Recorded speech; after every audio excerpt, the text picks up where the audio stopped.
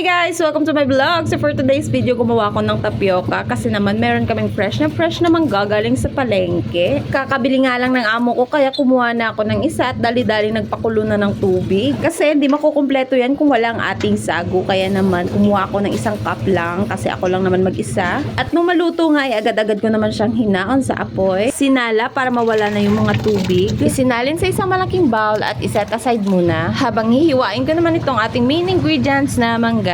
Isang piraso nga lang pala yan guys kasi ang lahat ng manggang yun ay kailangan umabot ng 3 weeks. Ayoko namang gulatin yung mga amo ko na biglang nag-disappear yung mga mangga. At nung matapos ko nga siyang hiwain sa maliliit ay agad ko naman siyang nilagay sa sisidlan at ito na nga ang ating complete ingredient. Ready na akong haluin at umpisahan natin sa ating sagu. Inilagay ang ating mangga at ito nga ang cooking cream ay hindi ko talaga alam kung halintulad siya sa Nestle cream. And last but not the least ang ating condensed milk na pampatamis ng ating tapioca. Actually, kung susundin talaga yung saktong timpla guys, alam kong kulang talaga yung ingredients ko pero ito lang kasi talagang available dito sa bahay ng amo ko. Pero okay lang yun, pasado naman as long as creamy and then manamis-namis. Parang siya miss ko. Ow! Sorry, hindi pwede yun. Hindi kasali yun sa ingredients guys.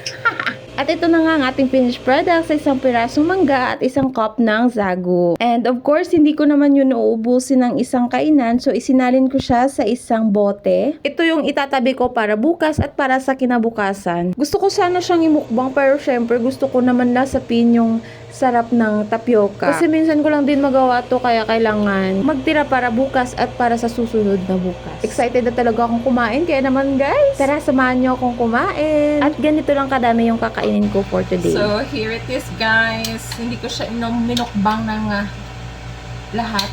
Kumuha lang ako ng konti, di ba?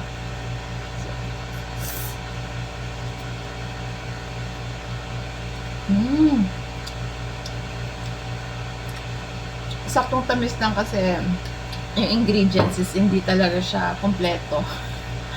Ito lang yung ingredients na meron dito sa bahay.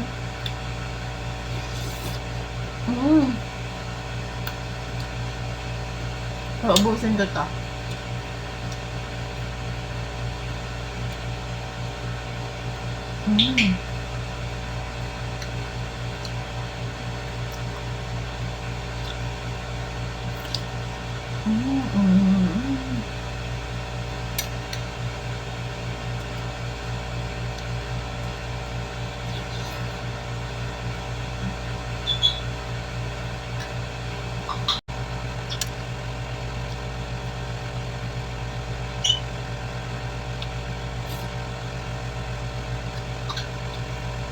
Super creamy.